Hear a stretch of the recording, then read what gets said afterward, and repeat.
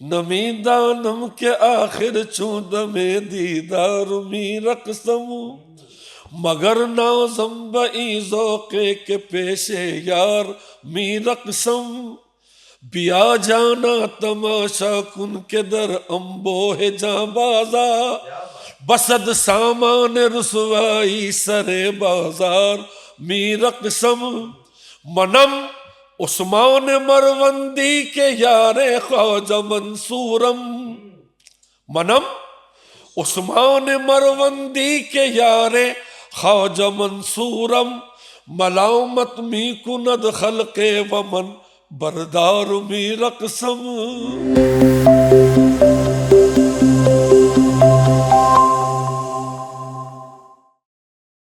Hello and welcome to the talking point. آج میرے ساتھ جو شخصیت موجود ہیں ان کی قوالی کے بغیر کوئی بھی قوالی پلے لسٹ نامکمل ہے، اور اگر ہم کوئی بھی ایسی محفل، ایک بڑا فنکشن ایونٹ کی بات کریں، تب بھی ان کی قوالی کے بغیر وہ نامکمل رہتا ہے.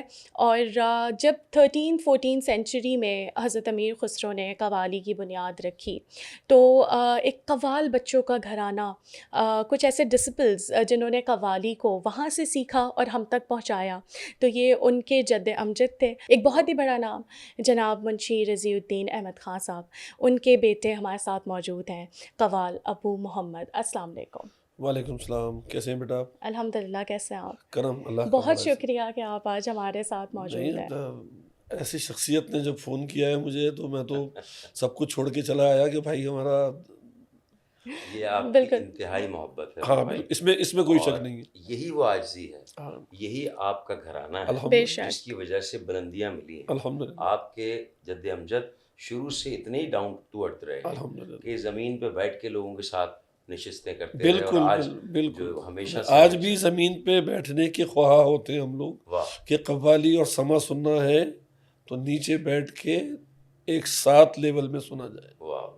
بے شک. اور ابھی جیسے آپ نے کہا کہ ایک ساتھ لیول پہ نیچے بیٹھ کے، تو قوالی بیسیکلی تو ایک بہت ادب سے سننے کی چیز ہے. تو آج کل آپ دیکھتے ہیں کہ بہت ہی ڈفرینٹ طریقے سے لوگ، سب کا اپنا اسٹائل ہے، سنتے بھی ہیں، پڑھتے بھی ہیں. تو بیسیکلی قوالی کے آداب کیا ہیں؟ دیکھیں، پہلا پوائنٹ میں آپ کو بتاتا چلوں، سب کو دیکھنے والوں کو السلام علیکم. جو آج کل قوالی کے نام پہ ہو رہا ہے وہ قوالی نہیں ہے. بس کمال. یہ میں نے آپ کو ایک سیدھا سا جواب دے دیا. قوالی ہمارے پاس ایک نیم مذہب درجہ رکھتی ہے. اگر آپ اس کو فالو کریں گے حضرت خواجہ معین الدین چشتی رحمۃ اللہ علیہ سے، پھر اس کے بعد حضرت نظام الدین اولیاء تک، جب قوالی روح شناس کرائی گئی، اس سے پہلے اس سے ایک اپر درجہ تھا، اس کو سما کہا جاتا تھا.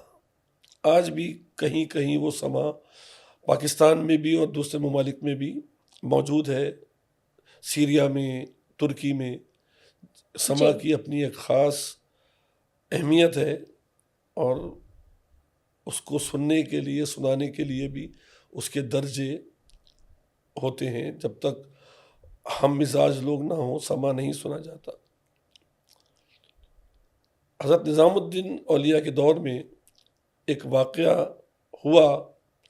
وقت آپ کے پاس کم ہے مگر شارٹلی میں آپ کو بتاتا چلوں. جی. علاء الدین خلجی اس وقت تخت پہ تھے. ایک ہندو پنڈت علاء الدین خلجی کے پاس آیا اور اس نے کچھ سوالات وہاں رکھے، اور اس نے یہ کہا کہ مجھے اس کے جواب چاہیے. آج کا دور بالکل ہی الٹا ہو گیا ہے. اس وقت میں دربار میں اگر سوال کوئی آتا تھا تو جو بھی اقتدار میں اس وقت بادشاہ ہوتا تھا اس کا فرض ہوتا تھا کہ کہیں نہ کہیں سے وہ اس کو جواب دے. سوال سامنے رکھے گئے ہندو پنڈت کی طرف سے. اس کا نام تھا نائک گوپال. تاریخ میں اس کو آپ پہچان لیں گے کہیں نہ کہیں. اس نے کچھ سوالات کیے. گیت گوبند چھند دھوا ماتا پربا، ایک لمبی ایک لسٹ تھی. اور یہ بات بتاتا چلوں کہ وہ اپنے بے شمار چیلوں کے ساتھ آیا تھا، مناظرے کے انداز. مناظرے کے انداز میں ٹھیک ہے. مناظرہ کیا اس نے. اب علاؤ الدین خلجی نے اپنے تمام وزیروں کو کہا بھئی تلاش کرو اس کا جواب کون دے گا، اور جواب اس کو مسلمانوں سے چاہیے تھا، اس ہندو پنڈت کو. جگہ جگہ تلاش کیا گیا، مولویوں کو، معرفت کے جو لوگ اس وقت موجود تھے، کہیں سے ان سوالات کے جواب تو دور کی بات ہے، سمجھنے کی بھی لوگوں میں صلاحیت نہیں تھی، چونکہ وہ سنسکرت زبان میں تھی. اوکے. یہ ایک بڑا اہم نقطہ ہے جی. کہ سنسکرت زبان اس وقت لوگوں میں اتنی عام تھی نہیں. بہرحال علاؤ الدین خلجی اور حضرت نظام الدین اولیاء میں ایک دوری تھی اس وقت. حضرت نظام الدین اولیاء ایک ولی اللہ اور ایک بہت بڑے بزرگ، وہ اپنی خانقاہ سے کہیں نہیں جاتے تھے، اور علاؤ الدین خلجی کا کہنا تھا کہ وہ اس واقعے سے پہلے کہ نظام الدین اولیاء کو ان کی خانقاہ میں آنا چاہیے. تو ایک تناؤ تھا ان کا آپس میں، انا کا معاملہ تھا. جی. بہرحال اب عزت کی بات آ گئی تو حضرت نظام الدین اولیاء نے پیغام بھجوایا، علاؤ الدین خلجی نے حضرت نظام الدین اولیاء کو پیغام بھجوایا کہ بھئی یہ اس وقت دین کا معاملہ ہے، اس میں تمہاری ضرورت ہے، اس میں مدد کرو.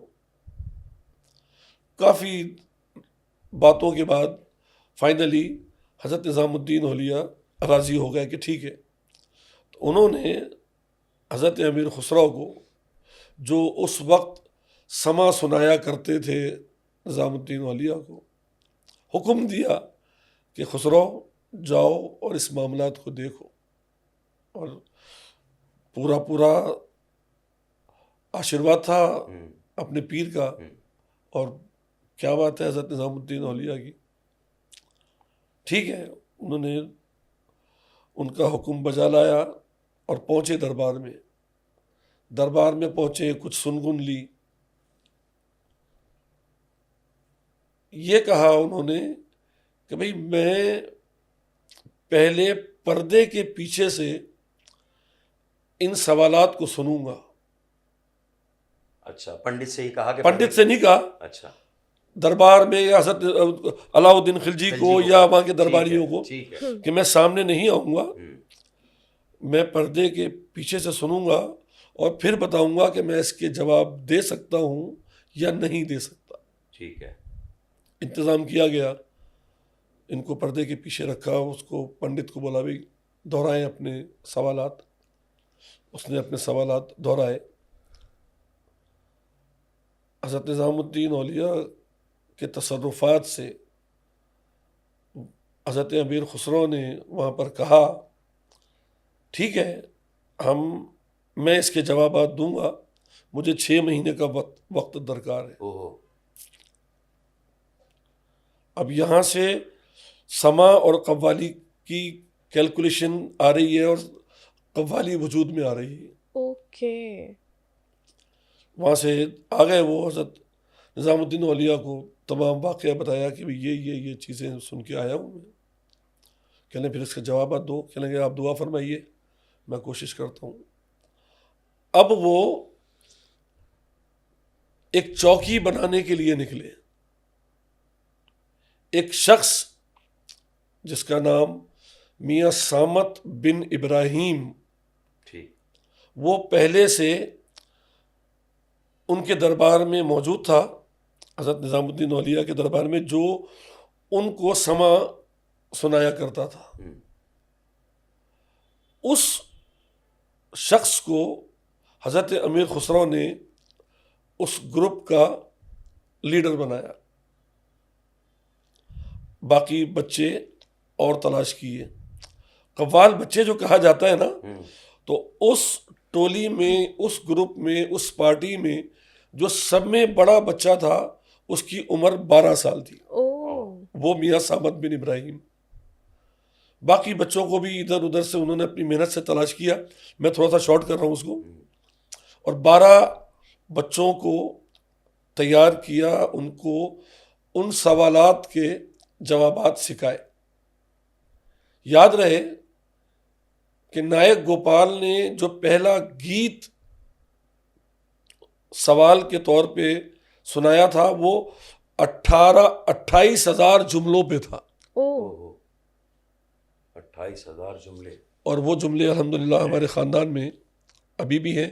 کبھی کبھی فرید بھائی اس کو چھوٹا سا ایک گرر دھڑ کہیں سنا ہوگا, وہ سناتے ہیں. بچوں کو بھی یاد کرایا انہوں نے, والد نے ان کو یاد کرایا تھا, ہمیں انہوں نے یاد کرایا. اب جو ہے سوال جواب شروع ہوئے وہاں پر. 6 مہینے کے بعد یہ گروپ لے کے وہاں پر پہنچے. ابھی قوال لفظ وجود میں نہیں آیا ہے, ابھی ایک گروپ تشکیل دیا ہوا ہے. اور وہ گروپ جو ہے وہاں پہنچا, انہوں نے جو سوالات کیے اس کے جوابات میں حضرت امیر خسرو نے جو جواب تشکیل دیے ان کا نام تھا قول, قلبانہ, نقش, گل, ہوا, ترانہ, تلانہ, سہیلا, بسیط, تروٹ, سلوٹ وغیرہ وغیرہ. واہ. ٹھیک ہے. جب انہوں نے گیت پڑھا تو اس نے اپنے اوتار کی تعریفیں بیان کی. اس کے جواب میں حضرت امیر خسرو نے قولہ تعالیٰ پڑھا. اچھا. آج کل جو ایک قول رائج ہے قول رائج ہے وہ قول رسول صلی اللہ علیہ وسلم, من کنت مولا فہذا علی مولا. اس وقت جو اس نے اپنے اوتار کی تعریف کی تھی, اس کے اگینسٹ میں حضرت امیر خسرو نے ایک عربی کا پتہ نہیں, مجھے نہیں معلوم, وہ قرآن تو نہیں ہے, انہوں نے تعریف کی سبحان ذی الملک والملکوت, سبحان ذی العزت والعظمت والہیبت والقدرت والکبریاء والجلال والجمال والکمال والجبروت, سبحان الملک المعبود, سبحان الملک المقصود, سبحان الملک الحی الذی لا ینام ولا یموت ولا یفوت ابدا ابدا, سبوح قدوس ربنا رب الملائکۃ والروح, حیم حیم قیوم قیوم. آخر میں انہوں نے الحمدللہ, تو ابھی بڈھا تھوڑی ہوں یار, آخر میں انہوں نے ترانے کے کچھ بول اس کے اندر جوڑے. اس نے جو تعریف کی کہ میرا جو بھگوان ہے وہ ہاتھی پہ بیٹھتا ہے, وہ نیل کنٹھ پہ بیٹھتا ہے. یہاں پر انہوں نے کہا کہ میرا جو مالک ہے وہ ان سب کو بنانے والا ہے. سبحان اللہ. پھر وہ قول, قلبانہ, نقش, گل, ہوا, وہاں پر اس کو جواب دیے گئے. پھر بتایا یہ گیا تاریخ میں کہ اس پنڈت کو جب جواب مل گئے تو اسی وقت وہ مشرف با اسلام ہو گیا. سبحان اللہ. یہ تھی حضرت نظام الدین اولیاء کی کرامت. حضرت امیر خسرو بڑے خوش وہاں سے آئے, اپنے پیر و مرشد کو بتایا کہ حضرت آپ کی دعاؤں سے میں جواب دے کے آ گیا ہوں اور یہ واقعہ ہوئے. وہاں پر ان تمام چیزوں کو سما میں شامل کیا گیا اور یہاں حضرت امیر خسرو نے اس کا نام قوالی رکھا. واہ, امیزنگ. سوری بہت لمبا جواب ہو گیا. نہیں, بہت زبردست. اور یہ بہت ضروری ہے ہمارے لیے جاننا, سب کے لیے جاننا, بیکاز ایک کانسیپٹ ہی الگ ہو گیا ہے اور شکل جو ہے وہ بہت بگڑ چکی ہے. ساتھ میں جو ترانہ آپ نے کہا, اور وہ ایک ہم اکثر سنتے ہیں آپ لوگوں کی قوالی میں, یا للوم, جی جی جی, تو یہ سب بیسیکلی وہیں سے آ رہے ہیں. حضرت امیر خسرو ترک تھے, اور اگر کوئی لوگ آپ میں سے ترکی گیا ہے تو میں تو خیر کئی دفعہ گیا ہوں, تو آپ دیکھیں کہ وہاں پر یہ الفاظ رائج ہیں, جیسے کہ یلو رائے, اس طرح کے جو اپنے ان کی جو ایئر لائن ہے اس میں بھی اس طرح کا. تو یہ توم, تنا, نانا, یلا لے, یہ اس کے بامقصد ہے. ہم توم, میں, تم, تنا, نانا, ساتھ ساتھ. جیسا کہ ایک حدیث ہے, لہموں کا لہمی, دموں کا دمی, جی, کہ حضرت علی کے حوالے سے سرکار نے فرمایا کہ میرا گوشت تیرا گوشت میرا خون تیرا جی۔ خون. تو یہاں پر حضرت من کن تو مولا میں جو انہوں نے اضافہ کیا حضرت امیر خسرو نے, جی۔ وہ ترک زبان کا الفاظ استعمال کیے اس کے اندر. Okay, amazing. اچھا، اب یہ مختصراً آپ نے بتایا مجھے کہ قوالی تو یہ نہیں ہے جو ہو رہی ہے. بالکل آپ نے سب کو بتایا. بالکل. کیسے تبدیل ہوگا معاملہ؟ یہ تو بہت گڑبڑ ہو گئی ہے سر. یہ تو مطلب ایک عجیب و غریب ماحول چل پڑا ہے. مطلب سنگیت تو چلے ہندوستان پاکستان کا یا بر صغیر کا جو بھی سنگیت ہے وہ سب سننا چاہتے ہیں اور اچھا ہوتا اور ہے, سننا چاہیے. سننا چاہیے. آپ بھی سنتے ہیں؟ جی بالکل. آپ تو ظاہر ہے اپنی جوانی میں سنتے ہی تھے. جی جی لتا جی کو, جی جی جی خان صاحب مہدی حسن کو, رفیع صاحب کو, کشور صاحب جی کو, جی مکیش جی صاحب, جی جی سب کو سنتے تھے. لیکن اب وہ آپ نے جو ایک تمہید باندھ کے پورا واقعہ بیان کیا وہ نہیں رہا. اب وہ گانے جو شامل ہو گئے جی. کیسے نکلیں گے؟ کیا ایسا کچھ رائج ہوگا؟ کیا ایسا طریقہ کار ہوگا؟ مختصر مجھے بتائیے. آپ نے کہا وہ قوالی تو ہے ہی نہیں, تو پھر کیا ہے؟ نٹ کیا ہوتے ہیں؟ یہ میں نے نہیں کہا. نٹ کیا ہے؟ یہ سوال ہدف کر دیا جائے. چل, یہ قوالی نہیں ہے, یہ میں نہیں کہہ رہا, یہ آپ بھی جانتے ہیں. ٹھیک ہے. جو لوگ قوالی سے منسلک ہیں, جو لوگ سما کے سننے والے ہیں, جو لوگ خاندانی طور پہ اس کو پروان چڑھا رہے ہیں, وہ جانتے ہیں کہ قوالی کیا ہے. بابا بلے شاہ رحمۃ اللہ علیہ کو سنیے آپ, کبیر داس کو آپ سنیے, شاہ حسین کو سنیے, حضرت امیر خسرو کو سنیے. وہ قوالی اور سما کے ستون ہیں. ہم یہ کہتے ہیں کہ تم جو کچھ کر رہے ہو اس کو کچھ اور نام دے لو, اس کو قوالی نہ کہو. سر آپ کے پورے خاندان جی. میں ابھی آپ کے سارے بھائی, بڑے بھائی فرید بھائی ہو گئے, کرم بھائی ہو گئے, ان کے تمام اور ان کے بچے بھی اسی پروفیشن کو لے کے چل رہے ہیں. لیکن ان میں تو یہ بات نہیں ہے. وہ بھی سما پیش کرتے ہیں, محفل سما یا قوالی پیش کرتے ہیں. وہ کسی گیت یا فلمی گانے کی طرف نہیں جاتے. خیر آپ نے اس کا بتا دیا کہ یہ قوالی نہیں ہے, ایک فیشن. نہیں, میں نے نہیں بتایا, یہ آپ بھی جانتے ہیں. بالکل. لیکن ظاہر ہے آپ ایک ایسے مستند آدمی ہیں نا اس کام کے, جو جن کے کئی خانوادے اس پیڑھی کو لے کے چل رہے ہیں. تو اب یہ کیسے صحیح ہوگا کیسے نہیں ہوگا یہ تو اب اللہ ہی جانے. نہیں, کیسے صحیح ہوگا, میں اپنی جو میرے ذمے وہ کام ہے میں اس کو کروں, جو آپ کے ذمے کام ہے وہ آپ کریں. یہ مت سوچیں کہ میں نہیں کروں گا تو کوئی نہیں کر سکتا. یہ بات جی, وہ ایک پتہ نہیں فیض کا یا فراز کا ایک شعر ہے کہ وہ شکوہ طاری کیے سب سے کہیں بہتر ہوتا, اپنے حصے کا دیا تم تو جلاتے جاتے. تو جو اپنے حصے کا کام ہے ہم کر رہے ہیں اور ہمارا خاندان کر رہا ہے. اور ایک بات اور بتا دوں میں آپ کو, میرے والد حضرت منشی رضی الدین احمد رحمۃ اللہ علیہ, بڑی خدمات ان کی. جی بالکل. اور فرید بھائی نے 76 میں اپنا گروپ تشکیل دیا. اچھا, 76 میں. صحیح. اور میں بھی تقریباً 76 سے ان کے ساتھ ہوں. اور کوئی بھی کام نعمان بھائی جب شروع ہوتا ہے تو بہت مشکل ہوتا ہے. نہ کہ قوالی جس کے کوئی پرسان حال ہی نہیں تھا. ہم لوگوں نے بڑا کٹھن وقت گزارا ہے. بالکل گزارا, بہت کٹھن وقت گزارا ہے. کبھی کبھی سمجھ لائے آپ کہ کھانے وانے کے بھی واندے ہوتے تھے. مگر بابا کی مستقل مزاجی ایسی تھی, وہ مستحکم اتنے پکے تھے, وہ کہتے تھے کہ کرنا ہے تو اصل ہی کرنا ہے, نقل نہیں کرنا. اور توکل اتنا پکا تھا ان کا کہ تم محنت کرو اور کھانے وانے کی فکر مت کرو, اللہ نے مجھے بٹھا کے رکھا ہے. جو رائج ہوا حضرت امیر خسرو رحمۃ اللہ علیہ, حضرت منشی رضی الدین رحمۃ اللہ علیہ نے اس کو باندھے رکھا, اس کو چلائے رکھا. اس وقت کے دور میں صابری برادران آ گئے, عزیز میاں آ گئے, اور بڑے بڑے لوگ آئے مشہور ہونے کے لیے, شہرت کی قوالی شروع کی اس میں, اور ہوئے بھی. جی بالکل ہوئے بھی. اور ہمیں کسی سے کوئی گلا شکوہ نہیں ہے, مگر ہم اپنی ڈگر کو مضبوط چاہتے ہیں. میرے بابا کہتے تھے کہ میں نے اس کو خون پلایا ہے, میں نے اس کام کو خون پلایا ہے, میں اس کو تڑپتا ہوا نہیں دیکھ سکتا. ایک وقت تھا 81 میں یا 84 میں, ہم لوگ انڈیا گئے. فرید بھائی اس وقت مضبوط تھے, عروج کا جوانی کا وقت تھا, اس کام میں کچھ مل رہا نہیں تھا.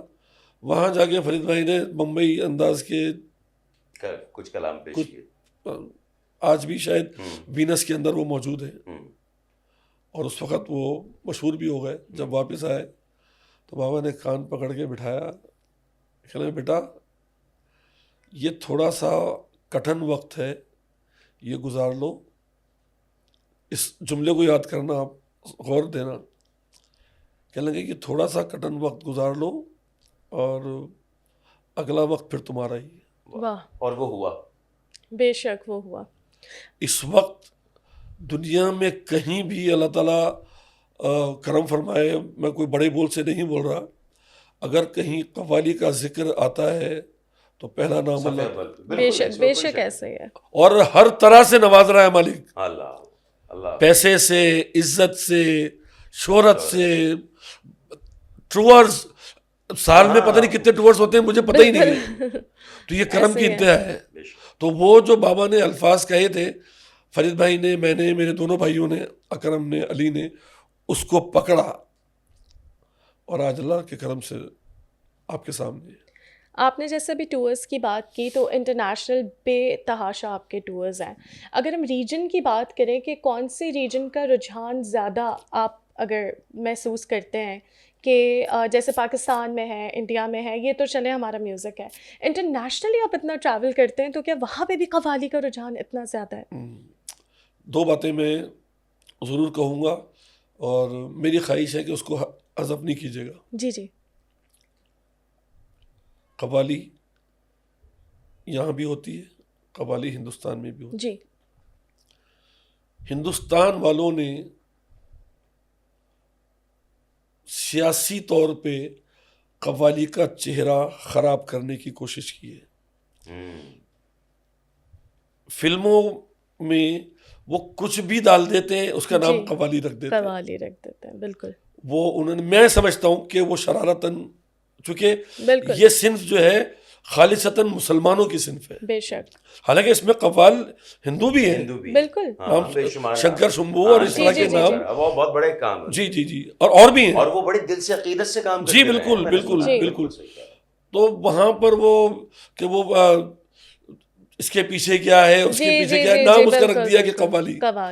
جو باہر کے سننے والے ہیں جن کو کچھ پتہ نہیں ہے قوالی کیا ہے, وہ سمجھتے ہیں کہ یہی قوالی ہے. صحیح. ان کو ہم کو جا کے سمجھانا پڑا کافی عرصے تک کہ بھائی یہ قوالی نہیں ہے, یہ کچھ اور چیز ہے, انہوں نے نام غلط رکھ دیا ہے. قوالی یہ ہے جس میں آپ کے ذہن کو سکون ملے, جس میں آپ کو کچھ روحانیت ملے, جس میں آپ کو پتہ چلے کہ آپ کہیں اور ٹھہرے ہوئے ہیں. بالکل. ایک شعر ہے جی جگر مراد آبادی کا, کہتے ہیں اب لفظ و بیاں سب ختم ہوئے. یہ سما اور قوالی کا ایک کانسیپٹ ہے جو آدمی اس سے محظوظ ہوتا ہے, وہ اس شعر کو بھی سمجھے گا. بے شک. فرماتے ہیں اب لفظ و بیاں سب ختم ہوئے, اب لفظ و بیاں کا کام نہیں, اب عشق ہے خود پیغام اپنا اور عشق کا کچھ پیغام نہیں. اس کے آگے فرماتے ایک شاہد و معنی و صورت کے ملنے کی تمنا سب کو ہے. ایک شاہد و معنی و صورت کے ملنے کی تمنا سب کو ہے, میں اس کے نہ ملنے پر ہوں فدا. واہ. میں اس کے نہ ملنے پر لیکن یہ مذاق عام نہیں. کیا واہ واہ واہ واہ. تو یہ جو قوالی کو اللہ کے کرم سے ہم نے, ہمارے بڑوں نے قائم رکھا ہوا ہے نا, آج ان لوگوں نے محنت کری ہے, انہوں نے رگڑا لیا ہے اور ہمیں بھی رگڑا دیا ہے. اگلے اگر 2-4 منٹ ہوئے تو ایک اور چیز بتاؤں گا آپ کو. اس رگڑے کا فائدہ آج ہماری پوری پود کو ہو رہا ہے. بے شک بے شک. چاہے وہ میرے بچے ہوں، چاہے فرید صاحب کے بچے ہوں، چاہے اکرم کے ہوں یا علی کے ہوں یا بہاؤدین صاحب اور یہ سامی صاحب، ان لوگوں نے جو منظور نیازی صاحب، ان لوگوں نے جو کام کیا ہے آج ان کو اس کا فائدہ ہو رہا ہے. بالکل سلام. بالکل ایسے. ایک مجھے بتائیے بات یہ کہ استاد نصرت فتح علی خان پوری دنیا میں ایک تاریخ بن گئے، تعارف بن گئے قوالی. کیا بات ہے، اللہ تعالیٰ اس کی مغفرت فرمائے. گورے کالے جس نسل سے تھے وہ سما کے اندر شامل رہے یا انہوں نے اس کے اندر فیوژن شامل کیا تو ایسا ہوا. اللہ تعالیٰ نصرت فتح علی خان کی مغفرت فرمائے. بہت بڑا نام، اور اس وقت پاکستان کے حوالے سے چند ایک ناموں میں وہ ایک نام بھی شامل ہے. عزت شہرت اس کے اختیار میں ہے. ان کے پورے خاندان نے بہت اچھی قوالی کی ہے. آپ قوالی لورز ہیں، آپ جانتے ہیں نصرت فتح علی خان نے بہت بہترین قوالی کی ہے جس کو ہم خانقاہی قوالی کہتے ہیں. چونکہ ہم لوگوں نے ساتھ ساتھ کام کیا ہے بابا فرید رحمۃ اللہ علیہ میں، حضرت داتا گنج بخش رحمۃ اللہ علیہ میں اور مختلف جگہوں پہ. بٹ جو انہوں نے چینج لایا ہے نا، اس کا تعلق قوالی سے نہیں. صحیح. یہ جو حق بات ہے وہ میں نے آپ کے سامنے. لیکن وہ کوئی اتنی جو اب حالت ہے سر وہ اتنی معیوب نہیں تھی جو خان صاحب، مگر انہوں نے ایک ریت تو ڈال دی تھی نا. ہاں یہ میں چاہ رہا تھا آپ سے، وہ آپ نے ابتدا انہوں نے کر دی. اب اس کی شکل بگڑتی رہی اب یہاں تک، اب تو بالکل ختم ہو گئی ہے شکل اس کی. ٹھیک ہو گیا. ایسا ہی ہے. اچھا کیا پوچھ رہے؟ نہیں آپ پوچھیں. اچھا میرا سوال تو صوفیزم پہ تھا، اور یہ کہ آج کل کوٹس بھی مولانا روم کے کوٹس، لیکن لوگ نا کنیکٹ، آج کل کی جو ینگ جنریشن ہے وہ کسی اپنے بوائے فرینڈ گرل فرینڈ سے لڑائی ہو گئی، کوٹ لگا دیا مولانا روم کا. لیکن در حقیقت جو صوفیزم ہے اس کی جو روح ہے وہ تو اللہ تعالیٰ سے کنیکٹڈ ہے. تو میں چاہوں گی کہ آپ ضرور ینگسٹرز کو بتائیں کہ واٹ صوفیزم از. اعوذ باللہ من الشیطان الرجیم، بسم اللہ الرحمن الرحیم. دیکھیں بی بی، قوالی یا سما ایک وہیکل ہے جس سے آپ صوفیزم کے ذریعے اپنے محبوب کو پا سکتے ہیں. وہ رب بھی ہو سکتا ہے، وہ آپ کا معشوق بھی ہو سکتا ہے، وہ آپ کا مرشد بھی ہو سکتا ہے. مگر کسی بھی ذریعے جانا آپ نے اللہ کی طرف ہی. جہاں پر شرک ہے وہاں پر معاملہ ختم. بالکل. پھر وہ صوفیزم، وہ معرفت بھی کسی چیز کا نہیں ہے. اور میرا یہی پیغام ہے اپنے بچوں سے کہ رومی کو ضرور کوٹ کریں آپ، چونکہ آج کل رومی بہت زیادہ شہرت ہو گئی ہے، ان کی بہت زیادہ شہرت ہو گئی ہے. اور انہوں نے جو چیزیں جو باتیں کہی ہیں، کہیں وہ مماثلت قرآن پاک سے بھی ہے. جی کافی حد تک مماثلت ہے. اور مگر ہمیں اس کو سمجھ کے ہی اپنا اگلا اسٹیپ لینا چاہیے. ایگزیکٹلی. بالکل. اور صحیح، آپ کا پیار ہے بوائے فرینڈ سے، گرل فرینڈ سے، آپ کا پیار ہے آپ کی ماں سے، آپ کا پیار ہے آپ کے باپ سے، ضرور اس کو آپ کریں، مگر کوٹنگ غلط نہ کریں. ایگزیکٹلی. بالکل ایسے ہی. This was my point. عشق حقیقی کی طرف جانے کا دراصل راستہ یہی ہے جو آپ بتا رہے ہیں، ہے نا. اس میں یہ لائن پکڑ لیں، اس کے بعد چلیں گے. کتنے مطمئن ہیں اپنے خانوادے سے، حضرت منشی رضی الدین کے تمام اولادیں اور اس سے پہلے اس کے بعد اور اب جو ہیں، کتنے مطمئن ہیں سر آپ کہ انشاءاللہ ہمارے بعد یہ نسلیں اس کام کو اسی طرح جاری. نعمان بھائی، کٹھن وقت گزر گیا، بہت کٹھن وقت. ایک چھوٹا سا میں آپ کو بتاؤں، 2-4 منٹ اس کے اندر ایڈ کر لیجیے گا. 76 میں میری اسکول لائف چل رہی تھی، گرینڈ فاکس میں میں نے تعلیم لی تھی. شاید میٹرک ہو گیا تھا اور میں کالج میں آ گیا تھا. فرید بھائی اکیلے تھے جب انہوں نے اپنی پارٹی اناؤنس کی تھی. اچھا. اور ہمارے پاس یہ کہا جاتا ہے کہ قوال ہونے کے لیے، قوالی گروپ بنانے کے لیے جب تک 4-5 لوگ گھر کے نہ ہو نا تو پنپ نہیں سکتے. ٹھیک ہے. تو بابا نے مجھے اکرم کو, علی کو, فرید بھائی کے ساتھ لگایا کہ بھئی چلو بہت ہو گئی پڑھائی, پیسے ویسے میرے پاس ویسے بھی نہیں ہیں تمہیں پڑھانے کے لیے, میں تمہارے کو ایسا کام سکھا دوں کم از کم میری دال روٹی شروع ہوگی, مجھے دعائیں دو گے. جی میں, آپ میرے گھر پہ آئے, اللہ تعالیٰ نے اب اس کو بنا دیا, اب تو بہت سارے گھر بنا دیے. وہ جھوپڑی تھی, لٹرلی وہ جھوپڑی تھی, اور دروازے وغیرہ بھی کوئی خاص نہیں تھے عام, اور 24 گھنٹے دروازے کھلے رہتے تھے, پردے پڑے رہتے تھے. 12 گھنٹے بابا نے مجھ سے محنت لی ہے, ریاضت. اس کی 2 وجوہات تھیں. آج اب لوگ کہتے ہیں نا یار اپنا ریاض سناؤ, میں نے کہا یار وہ وقت کام نہیں تھا تو ہم ریاضت کر رہے تھے, آج کام بہت ہو گیا, اب وقت ہی نہیں ملتا. 12 گھنٹے, اور وہ ان کا شوق اتنا تھا کہ وہ میری ماں کو انہوں نے بولا کہ بھی بچوں کے لیے ناشتہ بناؤ, بچوں کے لیے کھانا بناؤ, اور پنکھے ونکھے بھی کچھ زیادہ نہیں تھے. میری ماں جو ہے پنکھے چلتے بیٹھی ہوئی ہے, اور وہ رگڑا. تو انہوں نے الحمدللہ اس قابل کر دیا کہ آج 4 لوگوں میں, 50 لوگوں میں, 100 لوگوں میں اللہ کا شکر ہے کہ لوگ یاد کرتے ہیں. اور جو کٹھن وقت تھا گزر گیا. آج جو بھی میرے خاندان میں یا میرے خاندان سے ہٹ کے اس ڈگر پہ چلے گا پار لگ جائے گا, ہر طرح سے پار لگ جائے گا. شہرت بھی ملے گی, پیسہ بھی ملے گا, عزت بھی ملیں گے, باہر کے ٹورس وغیرہ. باہر اس وقت ہم کو بہت سنا جا رہا ہے. وہ ایک بات ہو رہی تھی نا, ابھی ہماری بچی بول رہی تھی کہ وہ ہندوستان پاکستان کے علاوہ جو لوگ سنتے ہیں, اس وقت 80% ہماری آڈینس انڈین ہے, اوور دا ورلڈ.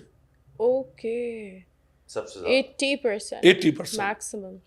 10% گورے ہیں, اچھا, اور 10% پاکستانی ہیں اوور دا ورلڈ. یہاں پر جو ہے ہمیں آڈینس ملتی ہے, پروگرام ملتے ہیں, پیسہ ملتا ہے. میں باہر کی بات کر رہا ہوں. جی جی بالکل. کہ اگر میں ابھی ایک 5-6 میرے کنسرٹ ہیں وہاں پر, اور ہر کنسرٹ میں ابھی تک کی رپورٹ یہی ہے کہ 80% جو ٹکٹ ہے وہ انڈینس نے لیے ہوئے. اوکے, تو وہ اچھا, مجھے انڈیا میں میوزک کو سمجھا جاتا ہے, اور یہ بڑی بات ہوتی ہے, کیونکہ آپ کسی بھی قسم کا میوزک سن لیں, یا ہمارا جو, میں یہاں پہ اگر پاکستان کی بات کروں تو اتنا زیادہ میوزک کی سمجھ نہیں ہے. انڈیا میں یا تو ان کے مذہب میں بھی کیونکہ میوزک شامل ہے, اور بھجن وغیرہ ان کی پریکٹس میں رہتے ہیں, تو مے بی یہ بھی ایک ریزن ہو سکتا ہے. یہ بھی ریزن ہے, اور وہ کلاسیکل سمجھتے ہیں. جی کلاسیکل. اور ہمارا جو بنیاد ہے ہماری وہ کلاسیکل ہے. جی بالکل.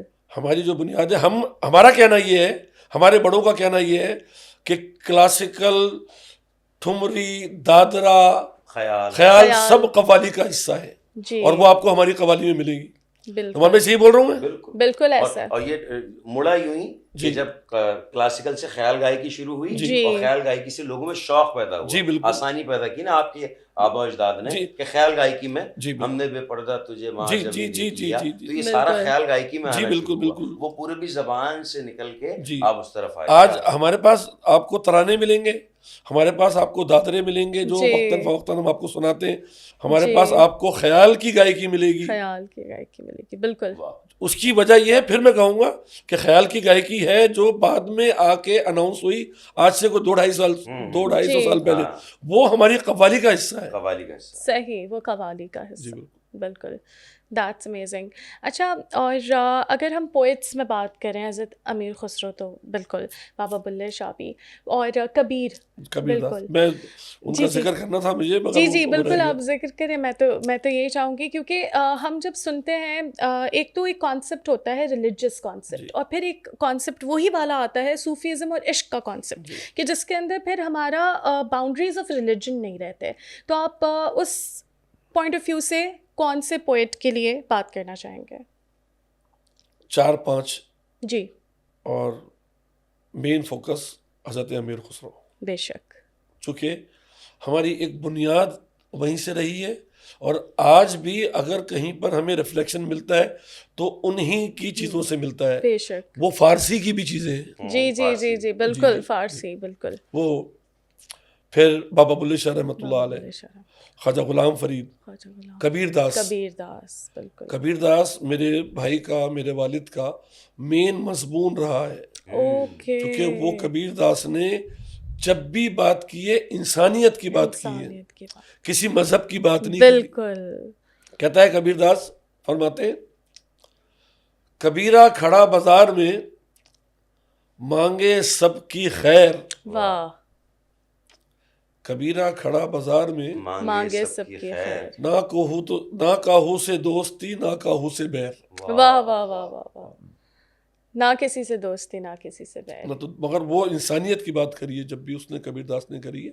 انسانیت کا پیغام دیا ہے۔ اور آج ہمارے مضامین میں کبیر داس کا بھی ایک مضمون ساتھ رہتا ہے جو لوگوں کی سوچ پہ اثر انداز کرتا ہے۔ بالکل، ہم سوچتے ہیں کہ یار کبیر داس اتنا ڈارک بولنے والا ہے، مگر لوگ جو ہے اس کو سنتے ہیں اور وہ کہتے ہیں بالکل ایسا ہی ہے۔ جی جی، اور یہی ایک میسج ہے میرے خیال میں جو کہ قوالی ہمیں بیسیکلی دیتی ہے کہ انسانیت جو ہے اٹ کمز فرسٹ، اور بالکل ایسا ہی ہے۔ ابھی میرے ذہن میں پتہ نہیں کیوں آپ جب یہ بات کر رہے تھے تو میرے ذہن میں وہ آ گیا، گفتم کے روشن از قمر، گفتہ کے رخسار مناؤ، گفتم کے شیریں از شکر، گفتہ کے گفتار مناؤ۔ حضرت نظام الدین اولیاء تشریف فرمائے، جمنا کے کنارے، مغرب کا وقت ہے، اپنے مریدوں کے ساتھ، معتقدوں کے ساتھ سبق بھی دے رہے ہیں اور ایک کیجولی بیٹھے ہوئے ہیں۔ مغرب کا وقت ہو گیا، اچانک انہوں نے حضرت امیر خسرو کو مخاطب کیا، خسرو دیکھو، ہر قوم راست راہے دینے و قبلہ گاہے، ہر قوم کا اپنا سیدھا اور سچا راستہ ہے، بے شک۔ تو آپ دیکھیں کہ کسی بھی مذہب میں اگر آپ دیکھیں گے تو کہیں پر اگر وہ بات کر رہا ہے تو اپنے رب کی ہی بات کر رہا ہے، چاہے وہ ایشور کے نام پہ کر رہا ہے۔ اب آ کے بہت سارے معاملات گڑبڑ ہو گئے، مگر تو فرمایا حضرت نظام الدین اولیاء نے، خسرو ہر قوم راست راہے دینے و قبلہ گاہے۔ خسرو نے وہیں بیٹھ کے پورا کلام ترتیب دے دیا، فرماتے ہیں ہر قوم راست راہے دینے و قبلہ گاہے، حضرت من قبلہ راست کردم برسمت کج کلاہے۔ یاد رہے کہ اس وقت حضرت نظام الدین اولیاء کیجولی بیٹھے ہوئے تھے اور ان کی ٹوپی جو تھی ایسے آڑے تھی، جس کو ہم کج کلا کہتے ہیں۔ تو کہتے ہیں میرا قبلہ تو اس ٹیڑھی ٹوپی والے کی طرف ہے۔ واہ، پھر کہتے ہیں رویم بسوئے رویت، خاکم بخا کے کویت، روے تو قبلہ گاہے، کوے تو سجدہ گاہے۔ پھر فرماتے ہیں بر کوے تو نشستم،